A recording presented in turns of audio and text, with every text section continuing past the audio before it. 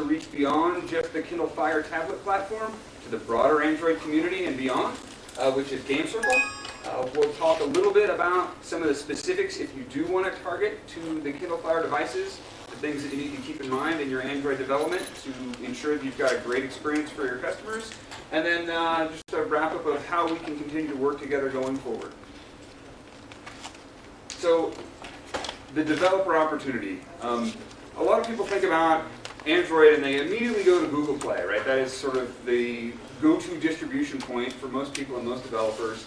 But it still provides some level of challenge for end users. There's existing some reality to the perception that's a little bit of the Wild West out there in Google Play land. You know, people can just download an app, run it through APK tool, rip out the resources, slap it on, and resubmit it as their own. It's a little bit unclear sometimes about not only the quality but the safety of some of the apps. And what Amazon is trying to do, and what we believe that we're very successful on, is building a trusted relationship with our customers. And part of that is delivering an App Store experience for them where they feel confident that if they're purchasing from Amazon, it's just like purchasing anything else from Amazon. We stand behind whatever it is that our customers purchase, whether it's fulfilled and delivered by Amazon or whether it's through some of our partners. And that truth extends to our App Store as well. The good news for you is that currently today, 75% of the applications that we look at that come in through our ingestion portal can be distributed without any interaction at all on the part of the developer. It's really just submitting to the portal and you're done. The small fraction that do need some help are ones that are potentially trying to leverage APIs that aren't supported or are using features that are Google specific. And generally, the larger percentage of that 25% are the ones that are trying to target Kindle Fire and using things like Google Maps, which isn't there, right? We do have our own mapping service. You just can't use the Google one. It's just about switching out a package, these sorts of things. We have a global reach for paid content. So unlike the Google Play market where they deliver free content everywhere, but monetizing your content isn't always available in every country, we're reaching almost 200 countries with our paid content. And that is both purchasing the app itself as well as free apps with in-app purchasing enabled. In addition, the apps can be purchased not only from the mobile App Store client on device or on tablet, but as well from the Amazon web front end. We service, I think it's now 5 distinct European countries directly through their own specific marketplaces.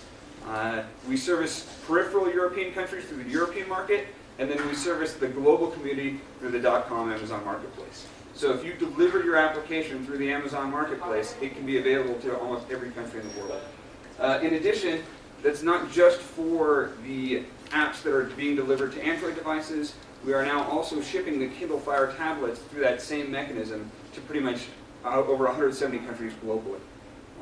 And as I started with, the value here really is Amazon as a trusted partner, not only for you, the developers, but more importantly for the customers.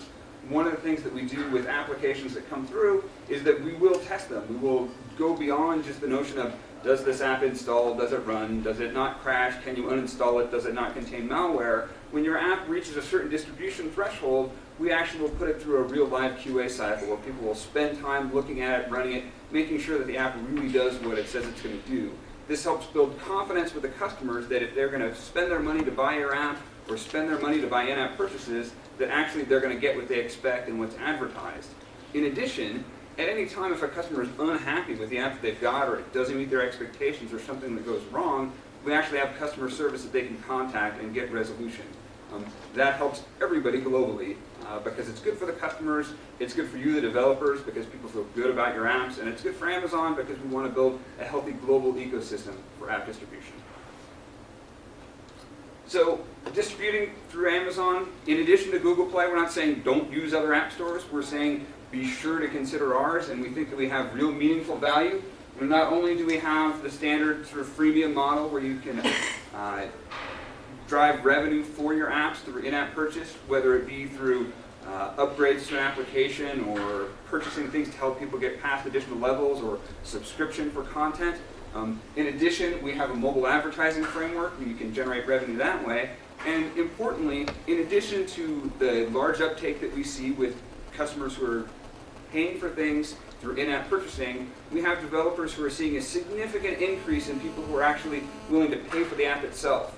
One of the developers that we work closely with in Spain, of their own volition, came to us and let us know that they see it's hard to read on this slide, but when they distribute to the Amazon App Store, 15% of their customers are actually buying their paid app, as compared to 1% in other app stores. So this is they're generating revenue right out the door, not having to wait for the user to get into a state where they decide they really need, more magic potions or something, or they really want to pay for that next level or upgrade their car. It's they're willing to put out the 99 cents or the $2.99 up front and get rolling that way. So I said we have some services that we provide. I'd like to talk a little bit. We'll give a super high level overview of what these things are. They're all described in detail on the developer site.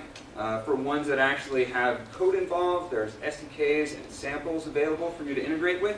And in addition, there's detailed documentation and specifications. So of course, distribution, reporting, and analytics through our developer portal, right? That's the first thing. You've got to be able to get your app into the hands of customers. We provide zero-touch publishing for new apps. They go through a quick test cycle and are available very rapidly for download by customers. You can go back and look at weekly reporting, both download numbers as well as financial transaction numbers, so you can stay on top of sort of what's going on with your applications, how they're doing by marketplace and geography. So globally, if you can notice that you're seeing trends in one area versus another, maybe you want to do some more marketing, maybe you want to pull back someplace, we give you that flexibility. There are in-app purchasing APIs, similar to the in-app purchasing that's available through other app stores, right? We offer consumables, things that are purchased, used within your app one time and then go away. We offer entitlements where you can upgrade your car and it's available for the lifetime of the user with that application, no matter what device they're using it on. And then subscriptions, which often makes sense in the context of, depending on the application you're delivering. We see this a lot with comic book apps or publications or magazines or newspapers. We have a flexible model around subscriptions where it can be semi-annual, annual, weekly, monthly, whatever works right for you. We have an A/B testing API, and it's not really just A/B testing, it's really A/N testing. So you can submit any number of variants of your application, whether it be trying to test out how specific resource files are behaving, or how specific features that you chose to implement are behaving, or how specific resolutions are behaving. And you're not limited to just one or two, and it's not limited to being done across our App Store. This API is actually available for your app, and the reporting will come back to you regardless of how your app is distributed. The Game Circle and Whispersync APIs that we'll talk about in a little more detail as we get deeper in here allow you to manage leaderboards and achievements, sort of standard things for the gaming world, so you can get social engagement, so users can play against their friends and see how they're doing, as well as work towards feeling like they're accomplishing something within the context of your app. And the other half of this, which is really important, which gets overlooked a lot, the notion of Whispersync, the ability to save the game data to the cloud. So that if your user for some reason has to reset their device completely, they have to reinstall the app later on, they upgrade their phone to a newer device, they download the app again, you're able to sync and restore the entire game state of your application so that they haven't lost all those achievements, all that effort and time that they've put into playing your game. They can feel, you know what, I'm good with this.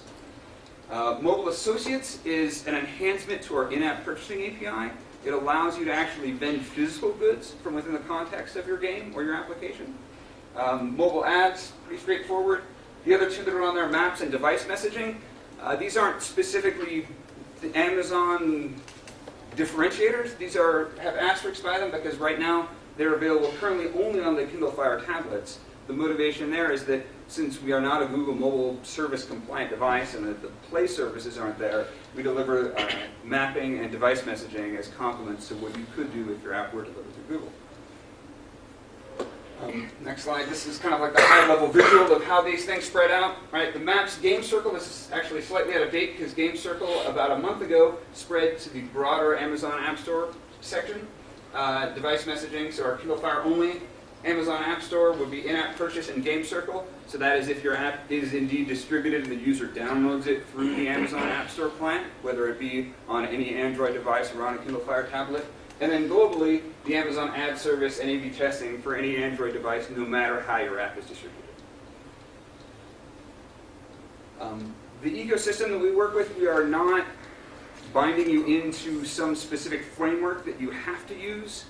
We want you to be able to leverage wherever your skills lie and whatever tools you currently use. We have developers who are delivering content through our App Store, and we make our APIs available to integrate natively through the NDK. We integrate with Unity, we integrate with Cocos 2DX, we integrate with Adobe Air, and we're constantly looking for other frameworks that we should be integrating with. We have a team right now that's working on expanding our SDKs and APIs to get broader reach. We also have people on the native side who are using even the more sophisticated game engines, the things like Unreal, and are delivering their games that way onto our devices.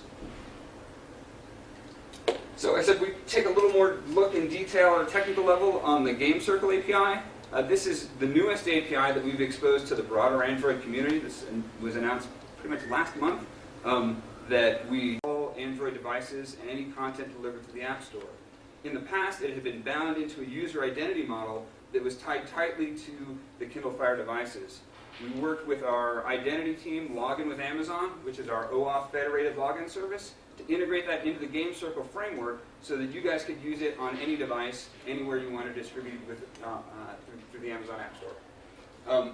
As I mentioned earlier, GameCircle provides access to achievements, leaderboards, and Whispersync, and it's available on all Android devices. We provide we provide an SDK documentation and sample code of how to get up and running.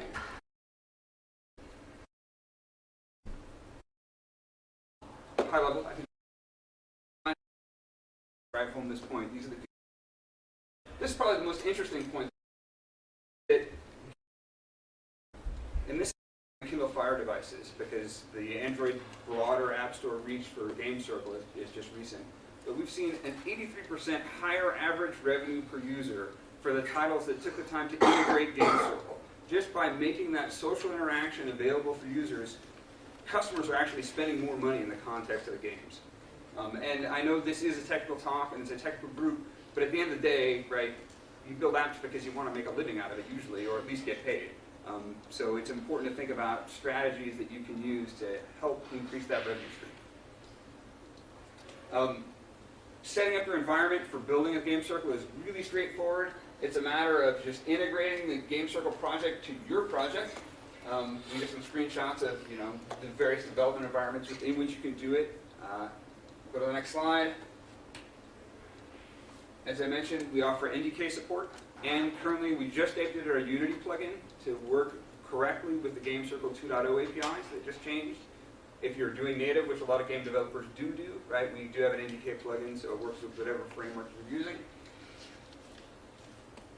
So the first step really is to initialize and release the GameCircle client. It's really straightforward. The point here that we're trying to make is not to put an eye chart on this, but it really is just a couple of lines of code to integrate this into your app. In your auto-resume method, right, you initialize the client so that GameCircle is available for your app whenever it needs it, and then make sure that when you go into pause, you release it and you shut it down when things go away. One of the things that we try to work really hard on in terms of the analysis that we do on applications that come into our App Store is app performance and battery management. A lot of people coming from non-mobile environments forget about power and battery management, and it is something that just kills devices and kills customers and will kill ratings on your app as well. So it's really important to keep in mind doing the right thing for your customers by instantiating things when you need them and releasing them when you don't. You can add a link to the Leaderboard Overlay from GameCircle. Again, it's really straightforward. We provide some pre-canned widgets that you can use. You can use your own if you really feel like it. But it's really as simple as, show Leaderboard Overlay. It's really a one-method call that will bring it up and will pop it up in front of your application so that users can see how they're doing, how their friends are doing. The point of this, again, really is that we're trying to make this as easy as possible for you guys to integrate into your applications and gain an enhanced level of functionality that's also going to generate revenue for you. Go to the next slide. Getting the leaderboard itself, it's really just, get leaderboard. It's this simple. That's the point we're trying to drive here. And then, in addition, you can get your high scores filtered on a time interval. One of the things that we're working on right now, actually, we did an internal project just over the past couple of weeks within Amazon. One of the things that we've looked at and done for a long time to generate user engagement is our free app of the day. One of the things that we're looking at trying out right now is the notion of time-limited app tournaments that we feature through the high-level marketing of our App Store. So what we're looking at trying to find a way to enable you guys to do is if you integrate GameCircle into your application, Your app can be featured. You can run a time-limited tournament, maybe 3 days. The user within who has the high score within that 3-day period, we're trying to figure out a way, how can we incentivize that? How can we provide them some additional drive to do that and give you the opportunity to draw more customers in, maybe run some promotions around it, whether you make some IAP items free during that time period and then down the road, these sorts of things. But it's really straightforward to decide how long you want to display the leaderboard for. Achievements, right? So that's the second half of it. One of the things that most applications that are doing social things today, right, it's you get to a certain point and you go Postmessage, you've gotten so far, you've run 750 meters, you've achieved second place in 3 races, this kind of thing. Again, it's really straightforward. All you have to do is update the progress response. You instantiate the client and you send the message and it's done. And then the last thing that I really want to try to encourage you to take advantage of really is the Whispersync client. And it's great because it's not, you can think of it as sort of the shared preferences, but instead of shared preferences locally on the device, they're shared preferences in the cloud. The value of this really is users delete apps all the time. They delete storage, they delete stored data, they reflash their device, and they get upset. They call customer service because I reinstalled my app and now I'm back at stage 1. I was at Temple Run level 20 and now I got to start all over again. Right? It really pisses them off. It drives them away. It's really kind of a sour experience for them. But it's really easy to actually avoid that.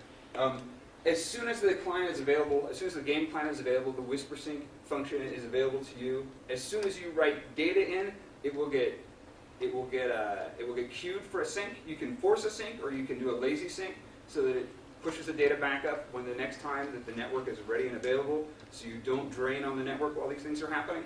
And it's really straightforward and easy to do. And you can do it across devices, not just not just Amazon Android devices, but all Android devices. So if your user has been playing the game on their Galaxy S and decides that they're going to download the version that's available now for their Kindle Fire because they just bought one, you can sync their data and they can pick up where they left off on their phone. And again, really straightforward, right? It's just get game data. It's really that simple. It's really just some straight text fields that you instantiate and you're ready to go. This is a very high level, and again, we've got sample code on this on our website. We've got the plugin for Unity. We've got the APIs for the NDK. I'll be around if you want to talk more in some deeper detail about how this works and what you can do with it, but wanted to really drive home that we're trying to provide technical resources and services to you guys so that you can have a better experience for your customers. One of the other things that we wanted to talk about briefly was also specifically optimizing for the Kindle Fire devices. As we said, they're available now in 170 countries, so the opportunity for app distribution, even if you're developing here, to reach out to a global audience is pretty tremendous. Again, at a high level, right, we have really 3 major form factors. Right, we have our first generation devices, which are 7-inch screen, which are running on an older processor, which are the 1024 by 600 display. We have the second generation 7-inch devices, which are 1200 by 800. And then we have the second generation 8.9-inch device, which is in a WAN and a Wi-Fi only variant, which is a 1900 by 1200. We'll go forward here. The important thing here is they're all internal SD card. All these specs, again, are available on our developer site. We're just trying to drive home the point that it's pretty straightforward and standard, and developing for Kindle Fire really is developing for Android. The first generation device is running Ice Cream Sandwich. The second generation, all of them are running, the first generation is running Gingerbread. The second generation is running ICS. All of them are running 403. They're all built off the Android open source project. So there are things that are not there, which are not part of AOSP, but we've added a bunch of that stuff back in. The user agents are all available on our developer site as well. This is one of the things that people get caught up on, and I've been doing mobile developer services for a long time, since 1999. And one of the things that we saw even back then in web development at that time is very seasoned, very knowledgeable, skilled, talented web developers would do things like an exact pattern match on a user agent string, which was just crazy making because those things change all the time, right? A new browser version comes out, all of a sudden the site doesn't render properly because, user agent string changed. these things, our device strings stay constant, even when we push new updates, even when we push new app updates that control just Silk, our browser rendering engine, or our WebView, that string will stay the same. So the point is, don't do an exact match, do a pattern match on those strings if you want to make sure that if you're delivering content in the context of a WebView, that it's going to render as you expect. So for device compatibility, right, the first thing to think about is what are the things that are unsupported, either permissions or intents or features?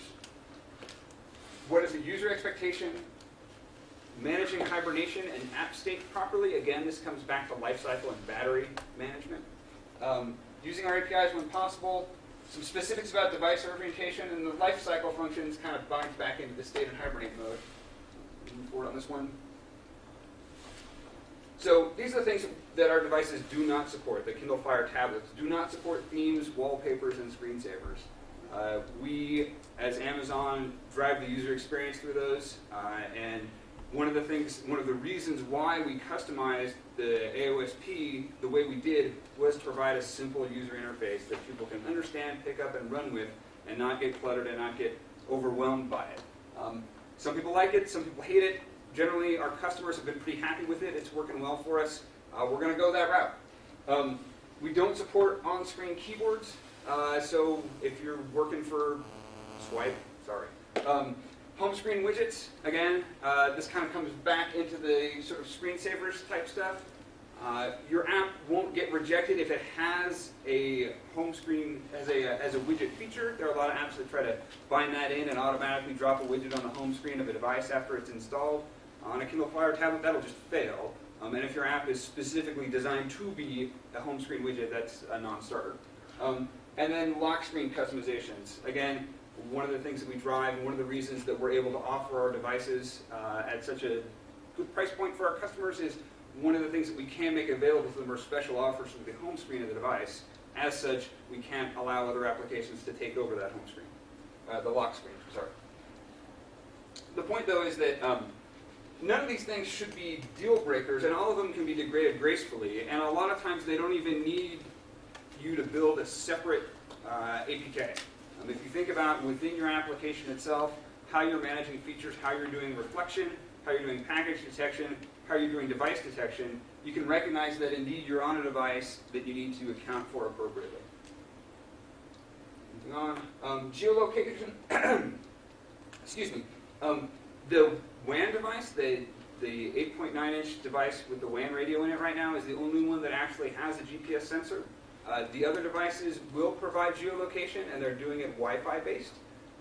As a result, you can ask for location, use the standard location manager classes.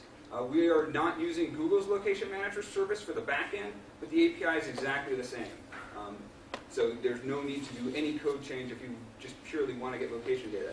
One of the things to be aware of, kind of an idiosyncrasy of our platform, is we will tell you that we're giving you fine location, even though we're not really, unless you're on the 8.9-inch device with the WAN radio. Moving on. Unsupported intents. So again, these are all listed on our developer site in detail. There are things that, things like make a call, things that you might find on a phone that just aren't going to be there on our device, the set wallpaper type stuff. We try to make these discrete and explicit for you so you don't get surprised down the road when your app either A, isn't working, or B, you've submitted it for our devices and it's not being marked as compatible and it's failing. Going here. User experience specifications. So one of the things that we try to drive, and one of the things that makes our App Store successful, specifically for our tablets, is that we try to ensure a high bar of quality, not just that the apps run, but they actually look good and provide good user experience. One of the things that we work on is to make sure that you're not letterboxing your application. We've got the 1200 by 800 or the 1920 by 1200 display to use the whole thing. To have specific touch areas that are not too small. A lot of times if people build an app that they built and designed it and only provided resources for a phone layout, you put that on a big screen, you get tiny little buttons that users can't hit. Poor user interaction, not good for you, not good for customer service, not good for anybody. The Android framework for actually pulling resources from appropriate files is pretty sound and straightforward and actually works. So we encourage you to leverage that. The user input being fully displayed. A lot of times we've seen situations where when the on-screen keyboard comes up, the input element gets obscured by it. It's a matter of making sure that your view is scaled appropriately so that if you're asking for user input, you're allowing the room for the keyboard to display. And then the standard gestures. People have become used to the way tablets work, driven whether for better or for worse by Apple and iPad interaction. In fact, when I was on the plane flying here, they had the touchscreen things in the back of the seats on one of the planes I was on. And I saw at least half a dozen of people swiping at the screen, even though this thing was built in 1995 and there were buttons you actually had to push. And there was this frustrated look on their face, why isn't it going? So people are used to that. Make sure that your app can account for those things, and those are supported. The second generation devices, the HD 7-inch and the HD 8.9-inch all support 10 points of simultaneous touch. The second generation Kindle Fire and the original Kindle Fire only currently support 2 simultaneous points of touch, but they all do support swipe gestures. Our soft key bar, even though we moved to Ice Cream Sandwich, we did not adopt the action bar model. We have a soft key bar that will always show up. You can use a theme that provides the action bar, and depending on how you target your application, you may or may not get this soft key bar. So that's one of the things to think about. If you are targeting an API under 15, but deploying to a second generation device, you will still get the still get the soft key bar no matter what. One of the things to think about too, if you're using the action bar, is the search icon. The search icon in our soft key bar never goes away. So even if you put a search affordance up in the action bar, you'll have 2 search affordances, and that's just a little thing to think about. And then the same thing with the overflow menu. Again, if you're targeting an older API, the overflow menu may be activated from the soft key bar and will appear there, even if you have an overflow menu that you built into the action bar. Move on. Again, resolution. Just some stats for you. Not that you're going to remember these, but again, these are on our developer site. Trying to give you some idea of, even though we've got a 1280 by 800 resolution on the 7-inch HD device, you have to think about what's going to happen when the status bar shows up, what's going to happen when the soft key comes up, and the full screen. And then the last thing is to really think about what to do when your app is going to sleep. Don't leave stuff running in the background. Don't be lazy about that stuff because it will drain battery. Don't do things like ask for an update from the network or post analytics back or try to update data in the background every 60 seconds because you'll kill the user's battery. Think about what you want to do when your app is put on pause. Think about what things you need to suspend during that time frame. Think about what you need to hold on to when the user comes back to your app. And only use keep alive in your app. Only hold on to the wake lock if you really need it. Right? If you're a streaming media app, okay, that makes sense. Right? If you're streaming audio, okay, that makes sense. If you're an email client, no, it doesn't make sense. If you're a game and the user has put the device to sleep, it doesn't make sense to keep a network connection open. We have some guidance around this also in our sample code about how to do things the right way. And then specifically, we talked about this a little bit, but the Amazon APIs that are available specifically for the Kindle Fire. Our mapping API, we try to make it model very closely what the Google Maps APIs are. Same deal as with Google Maps. You get an app key, you can register and get mapping data, you can get routing data, you can get POI data. It's just not coming from the Google services. You integrate our map jar instead of the Google Maps jar that comes from Play Services. In-app purchasing, same deal. In-app purchasing, though, is available across all Android devices that you deliver through the Amazon Appstore. Again, there's sample code. There's the ability, again, to do entitlements, to do consumables, and to do subscriptions on any device that is delivered with the application delivered through our App Store. And then the device messaging API, which is effectively the GCM, the Google Cloud Messaging Services. Same deal. You can push messages asynchronously to your app.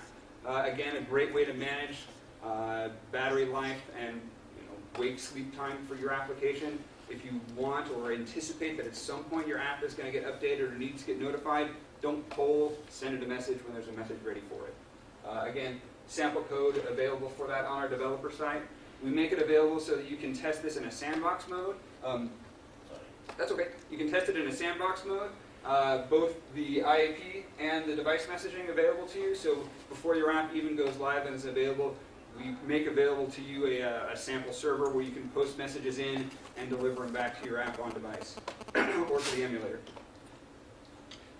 And then again, we do support HTML5 and CSS3 in the context of our browser. So if you're building a web app, or if you're building an app coming from a web framework, you can indeed deliver it to the WebViews on our devices. And again, this is our full user agent string. Silk is the browser string. And the Silk accelerator lets you know that it is going through the accelerator, which is our back-end service to optimize page rendering and page delivery time. With the WebView, it is you can actually turn it on if you like, based on how you configure the WebView. And then just standard Android guidance, right? Declare what you support in your manifest. So part of the thing about apps being available or apps being noticed as compatible for Amazon tablets that are submitted through our App Store are things like this, right? If you are specifically declaring you only support small screens, even though you possibly could support a larger screen, the app will not get deployed. One of the things that we do when you submit your application is we do some static analysis on it and try to make a best guess of what devices can it possibly support and what can it be compatible with. We don't force you to explicitly select everything. We'll make our best effort at trying to figure out where your app will render properly. And then again, we kind of talked about this already. There are two notions of full screen mode, right? There's a full screen mode where there's a little thumb that stays at the bottom of the screen at all times, and there's a full screen mode where all window dressing goes away, where all the Chrome is gone, and only when you tap the screen does the Chrome come back. These are standard Android affordances. We're not doing anything fancy or different there. Just giving you some opportunities and reminding you of different ways that you can control the user experience. Again, exploit the real estate, design for interactivity, and optimize for dynamic resizing. One of the things that we see is that our users have a tendency to prefer the device in landscape mode. For our HD devices, we've positioned the camera on the long side of the device. So users are used to holding it like that for reading and for exploring content. So think about that when you're designing the user interface of your app. How is it going to behave in landscape mode? Are you locking your app into portrait mode, so you're forcing the user to rotate their device? Are you taking advantage of the real estate, or are you just dropping in whatever your portrait layout is? Come on. And then again, we have an HD designation if you want to submit your app and have it marked as HD compatible. There are just some specific guidances that you have to follow to make sure that we do that for you.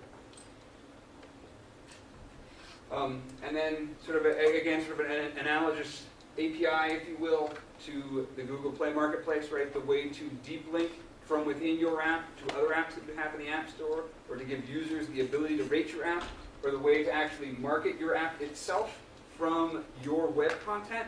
We provide the guidance on how to construct those URLs for delivery in the mobile and on the regular web context. We do make available emulators. I know people are not generally thrilled about using emulators for development because there are always known issues, always known differences. We're working on driving those down as much as possible, but indeed, we don't emulate Wi-Fi. You're on a network, you're connected. The GPS location, to always say it's fine location, that's an issue with the device also. Video may not be played because we don't ship the codecs. We don't have the license for them for delivering on Linux and Mac and Windows. We have license for them for delivering on our tablets. We don't actually deliver the full Silk end-to-end browser. We deliver our rendering engine, our version of WebKit without the Silk backend. And then we don't deliver the Air runtime. If your app is using Adobe Air, generally we suggest that you build it as a captive runtime application so you're getting the latest version of the Air runtime. It's general, you should do that pretty much any time you're building an Air app on Android, because otherwise you can't really be guaranteed that the user's got the version of Air that you really want to be running your app on. And then on some of the older versions, there were really long startup times. We did actually implement against the Intel Haxum, so we do have hardware acceleration available for the emulator these days. So that is about it. If you are not already a member of the Amazon App Store Developer Program, go here now, or as soon as you can. You log in with your existing Amazon.com credentials. If you don't have them, you can create them. If you don't want to use your existing ones, you can create a new one. Our feelings won't be hurt. We have developer support channels through our forums, as well as contact us. One of the things that we try to do is Amazon prides itself on being one of the most customer-friendly companies on earth. We try to extend that to our developer community as well. That is my job as manager of developer services, to help you guys succeed. We have a team that is based here in India as well as in the United States that is solely responsible for answering technical questions that you guys submit or issues that you encounter at any point in the life cycle of your application development. And that's one of the reasons why I'm here today. I think that's it. Any questions?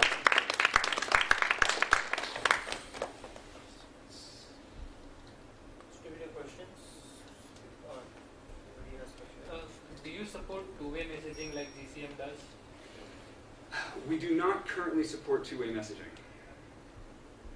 That was just that was just at I/O a couple of months ago, right? That's just the new thing. Yeah. I know that we are always looking at and evaluating technologies and finding ways that we can improve the services that we can provide. We try not to chase technologies. We try to innovate and provide things that we think are of value to developers. When we hear that there's something that they're using that they need, we absolutely take that into consideration. One of the things that we've been doing very recently is trying to drive deeper engagement with our API teams. These guys are out there building features based on a lot of times what they're thinking of in terms of end user interactions, and we're helping them think more and more about how developers really are their end users also, and trying to provide more feedback channels to our API developers internally so that they get that kind of feedback as well. Yes. So you mentioned in features like Whispersync, and things like a subscription for the environment. So if I have an Android app, but I also have a web app, can I leverage some of these services across platforms that are not Android? Again, we're constantly exploring ways that we can provide more value to the developer community. Things like that absolutely are under consideration, but I can't talk about things that we have not yet publicly talked about. So as of right now, it's just Android? Right now, it's just Android, yes, as of right now.